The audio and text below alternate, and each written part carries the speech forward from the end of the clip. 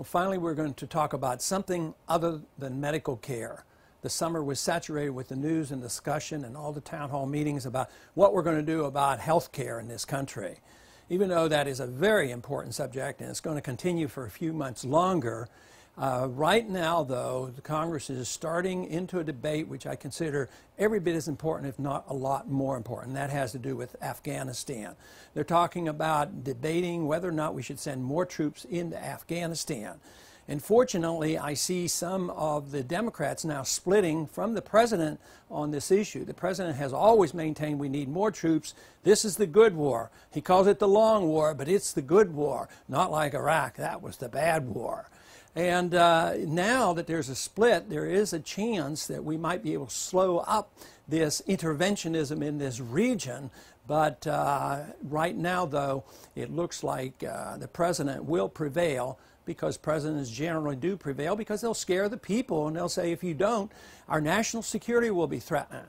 The one thing for certain is our national security is not threatened by us not being in Afghanistan.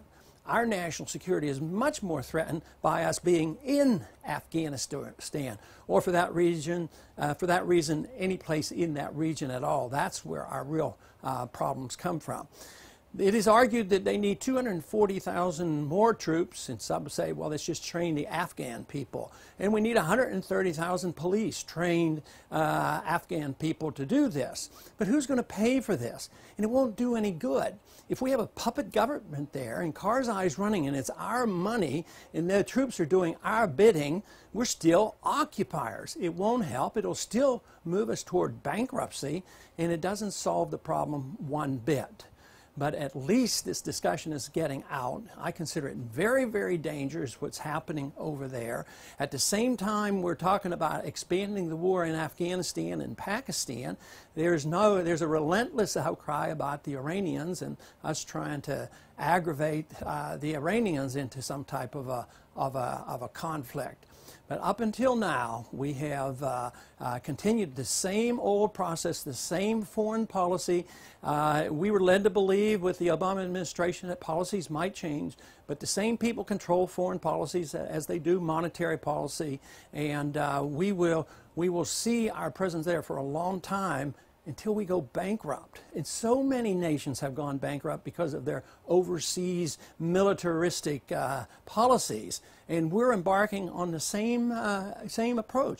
I'm sure Osama bin Laden is laughing and the Russians are laughing at us because we're more or less trapping ourselves in this pretense that we are going to spread democracy and goodness around the world.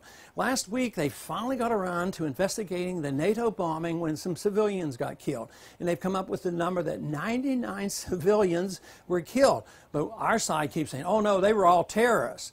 You know, the definition of a terrorist, it used to be that the so-called terrorists, when they were fighting the Soviets, we called them the freedom fighters. But now they are the terrorists. Regardless, when Muslims are killed with our presence over there, we anger more and more people. And that's why I argue that our national security is more threatened because of our bankruptcy. At the same time, we just anger more and more people. There's a lot to be said, what the founders tried to get us to follow, and that is mind our own business, stay out of the entangling alliances of the people around the world, and stay out of nation building. That day will probably come, but it will come on the heels of a bankruptcy because we're moving rapidly toward that direction as we see the dollar tumble and our deficits skyrocket. But the sooner we come to our senses, the better off we all would be.